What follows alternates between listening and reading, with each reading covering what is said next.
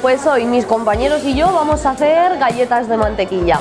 ¿Cómo se hacen las galletas de mantequilla? Bueno, pues los ingredientes principales son la mantequilla, el azúcar, la harina, un poquito de vainilla para darle sabor y un poquito de sal para que aumente el sabor. Y el proceso es súper sencillo, porque lo que se hace es que se mezclan todos los ingredientes pomando un poquito la mantequilla para que la pasta quede muy homogénea. Cuando tenemos la masa de las galletas, la metemos en el congelador 5 minutitos para que así coja consistencia y después podamos darles la forma. Y después lo que vamos a hacer es decorarlas con una buttercream de naranja, porque la naranja es la protagonista del día de hoy. Entonces le vamos a añadir a la buttercream queso cremoso, mantequilla y azúcar y un poquito de zumo de naranja y naranja rallada. Entonces vamos a conseguir una masa para poder meterla en una manga y poder decorar nuestras super galletas.